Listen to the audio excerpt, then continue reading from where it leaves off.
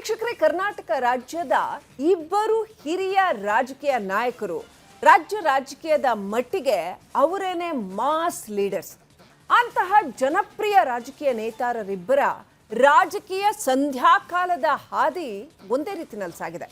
ಅವರಿಬ್ಬರ ನಡುವೆ ಅದೆಷ್ಟೇ ಸೈದ್ಧಾಂತಿಕ ಭಿನ್ನಾಭಿಪ್ರಾಯ ಇರಬಹುದು, ಆದರೆ ವೈಯಕ್ತಿಕ ನೆಲೆಗಟ್ಟಿನಲ್ಲಿ ಇಬ್ಬರ ನಡುವಿನ ಅವಿನಾಭಾವ ಸಂಬಂಧ. ಹಾಗಾದ್ರೆ ಯಾರು ಆ ಇಬ್ಬರು ಜನಪ್ರಿಯ ನಾಯಕರು? ಅವರಿಬ್ಬರ ನಡುವಿರುವ ಸಾಮ್ಯ ಯಾವುದು? ಅವರಿಬ್ಬರು ತಲುಪಿರೋ ಗಮ್ಯ ಯಾವುದು? ಆ ಗಮ್ಯ ತಲುಪಿದ ನಂತರ ಕೂಡ ಅವರ ಮಾತು ರಾಜಕೀಯ ಪಕ್ಷಗಳಿಗೆ ಮಾನ್ಯ ಯಾಕೆ? ಅದರಲ್ಲೂ ಈಗ ಅಂತಹ ಮಾನ್ಯ ಮಾತಿಗೆ ಸಿಕ್ಕಿರುವ ಅನನ್ಯ ನಿರ್ದೇಶನ ಯಾವುದು? ನೋಡೋಣ ಎಳೆ ಎಳೆಯಾಗಿ ಬನ್ನಿ.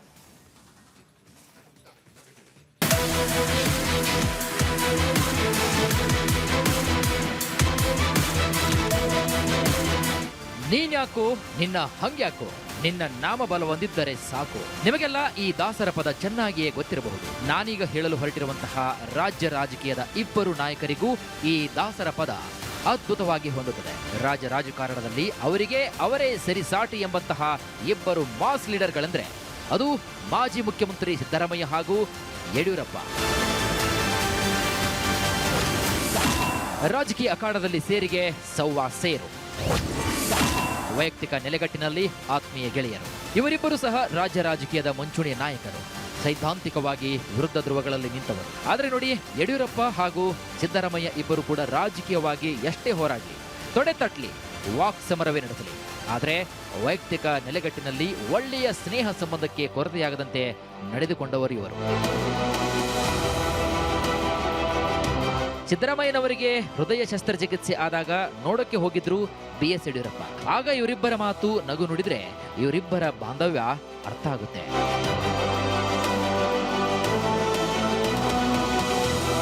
ಅತ್ತ ಯಾವುದೇ ವೇದಿಕೆಯಲ್ಲಿ ಕುಳಿತರೂ ಕೂಡ ಇಬ್ಬರ ನಡುವೆ ಮಾತುಕತೆ, ಚೀಟಿಯ ವಿನಿಮಯಕ್ಕೆ ಕೊರತೆನೇ ಇರಲಿಲ್ಲ. ಈ ನಾಯಕರಿಗೆ ಇವರೇ ಸಾಟಿ.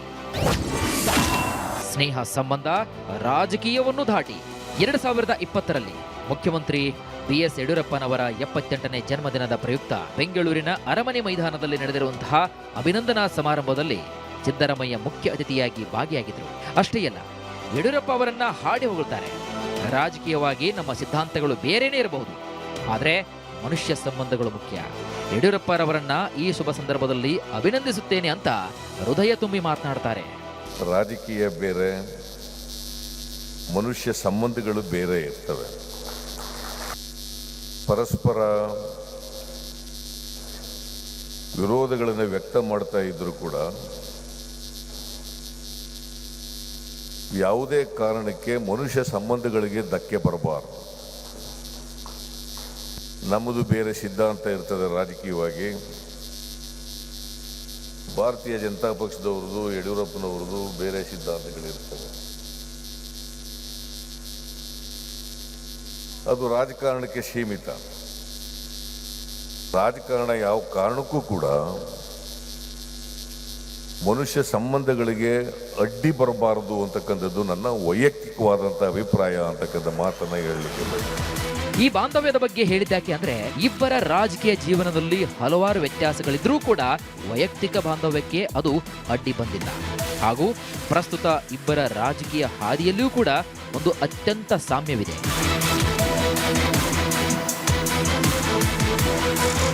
ಹೀಗೆ ಪಟ್ಟಕ್ಕೇರಿದ ನಾಯಕರು ಅಧಿಕಾರದಿಂದ ನಿರ್ಗಮಿಸಿದ ರೀತಿಯಲ್ಲೂ ಕೂಡ ಎಂತಹ ಸಾಮ್ಯ ನೋಡಿ.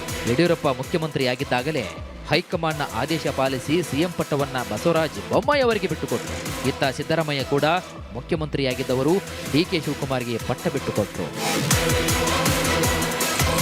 ಈ ಇಬ್ಬರು ನಾಯಕರು ಆಕ್ಟಿವ್ ಆಗಿರುವಾಗಲೇ ಪಟ್ಟದಿಂದ ಕೆಳಗಿಳಿದು ಉತ್ತರಾಧಿಕಾರಿಗಳ ನೇಮಿಸುವುದು ಪಕ್ಷದ ಹೈಕಮಾಂಡ್ನ ನಿರ್ದೇಶನದಂತೆಯೇ ಆಗಿತ್ತು. ಹೀಗೆ ಮುಖ್ಯಮಂತ್ರಿ ಪಟ್ಟದಿಂದ ಇಳಿಸಿದ್ರೂ ಕೂಡ ಪಕ್ಷಕ್ಕೆ ಇವರಿಬ್ಬರ ನಾಮಬಲ ಮಾತ್ರ ಬೇಕಿತ್ತು ನೋಡಿ. ಅದಕ್ಕೆ ಹೇಳಿತು, ನೀನ್ಯಾಕೋ ನಿನ್ನ ಹಂಗ್ಯಾಕೋ, ನಿನ್ನ ನಾಮಬಲ ಹೊಂದಿದ್ದರೆ ಸಾಕು ಅಂತ. ಪಕ್ಷಕ್ಕೆ ಇವರ ನಾಮಬಲ ಬೇಕೇ ಬೇಕಿತ್ತು. ಅದೇ ಕಾರಣಕ್ಕಾಗಿ ಯಡಿಯೂರಪ್ಪರವರನ್ನ ಸಿಎಂ ಪಟ್ಟಣದಿಂದ ಕೆಳಗಿಳಿಸಿದ ನಂತರ ರಾಷ್ಟ್ರೀಯ ಬಿಜೆಪಿಯ ಸಂಸದೀಯ ಮಂಡಳಿಯ ಸದಸ್ಯರನ್ನಾಗಿ ನೇಮಕ ಮಾಡಲಾಯಿತು. ಇತ್ತ ಸಿದ್ದರಾಮಯ್ಯ ಅವರನ್ನ ಸಿಎಂ ಪಟ್ಟದಿಂದ ಕೆಳಗಿಳಿಸಿದ ಕೂಡಲೇ ಕಾಂಗ್ರೆಸ್ ವರ್ಕಿಂಗ್ ಕಮಿಟಿಯ ಸದಸ್ಯರನ್ನಾಗಿ ಮಾಡಲಾಯಿತು.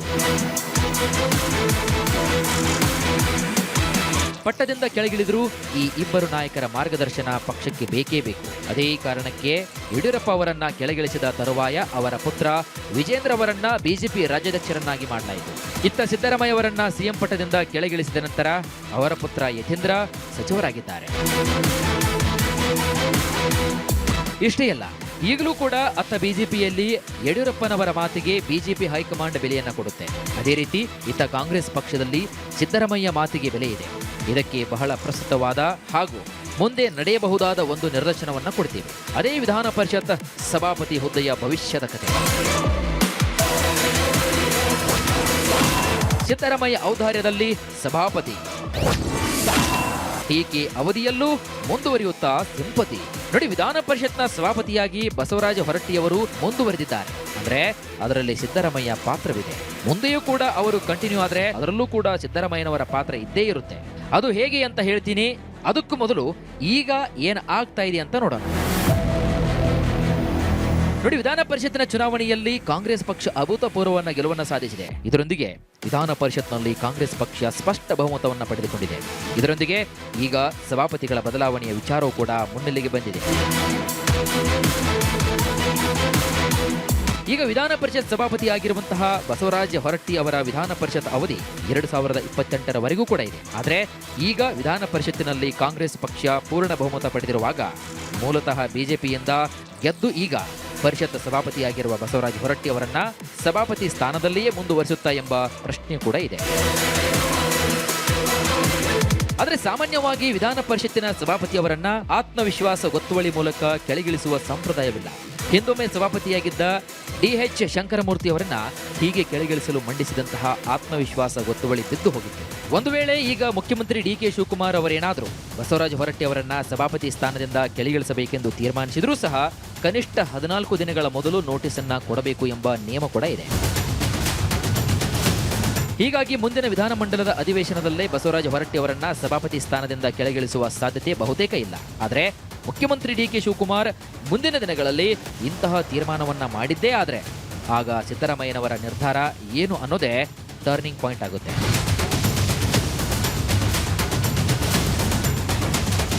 ನೋಡಿ, ಸಿದ್ದರಾಮಯ್ಯನವರು ಹಾಗೂ ಬಸವರಾಜ ಹೊರಟ್ಟಿ ಅವರದ್ದು 4 ದಶಕಗಳ ಸ್ನೇಹ. ಎಷ್ಟರ ಮಟ್ಟಿಗೆ ಅಂದ್ರೆ ಸಭಾಪತಿಯಾಗಿದ್ರೂ ಕೂಡ ಎಲ್ಲೂ ಹೊರಟ್ಟಿಯವರು ಸಿದ್ದರಾಮಯ್ಯ ಸರ್ಕಾರಕ್ಕೆ ಮುಜುಗರ ಆಗುವಂತಹ ಹೆಜ್ಜೆಯನ್ನ ಮುಂದಿಡ್ಲಿಲ್ಲ.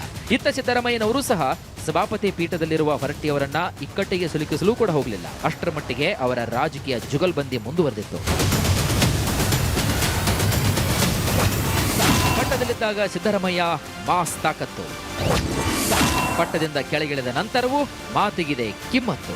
ನೋಡಿ, ಈಗ ಸಭಾಪತಿ ಬದಲಾವಣೆ ವಿಚಾರ ಅಂತ ಬಂದಾಗ ಸಿಎಂ ಡಿಕೆ ಶಿವಕುಮಾರ್ ಅವರೇ ಆಗಲಿ, ಪಕ್ಷದ ವರಿಷ್ಠರೇ ಆಗಲಿ ಸಿದ್ದರಾಮಯ್ಯನವರ ಅಭಿಪ್ರಾಯವನ್ನ ಪಡೆಯದೆ ತೀರ್ಮಾನ ಮಾಡಲ್ಲ. ಅಷ್ಟರ ಮಟ್ಟಿಗೆ ಸಿದ್ದರಾಮಯ್ಯನವರ ಮಾತಿಗೆ ಈಗಲೂ ಕೂಡ ಬೆಲೆ ಇದೆ. ಅತ್ತ ಯಡಿಯೂರಪ್ಪನವರ ಮಾತಿಗೂ ಬಿಜೆಪಿ ವರಿಷ್ಠರ ಮಟ್ಟದಲ್ಲಿ ಈಗಲೂ ಕೂಡ ಕಿಮ್ಮತ್ತಿದೆ.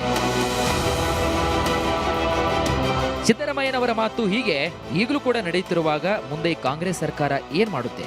ಬಸವರಾಜ ಹೊರಟ್ಟಿ ಅವರನ್ನೇ ಸಭಾಪತಿಯನ್ನಾಗಿ ಮುಂದುವರಿಸುತ್ತಾ ಅಥವಾ ಸಂಖ್ಯಾಬಲವನ್ನೇ ಆಧಾರ ಮಾಡಿಕೊಂಡು ಕೆಳಗಿಳಿಸುತ್ತಾ ಅನ್ನೋ ಪ್ರಶ್ನೆ ಮುಂದಿನ ದಿನಗಳಲ್ಲಿ ಚರ್ಚೆಯ ಕೇಂದ್ರ ಬಿಂದುವಾಗುವುದು ನಿಶ್ಚಿತ. ಆಗ ಸಿದ್ದರಾಮಯ್ಯನವರ ಅಭಿಪ್ರಾಯವೇ ಇದರ ತೀರ್ಮಾನ ಮಾಡುವುದು ಖಚಿತ. ಅಷ್ಟರ ಮಟ್ಟಿಗೆ ಸಿದ್ದರಾಮಯ್ಯ ಪ್ರಸ್ತುತ. ರಿಪಬ್ಲಿಕ್ ಕನ್ನಡ, ಬೆಂಗಳೂರು.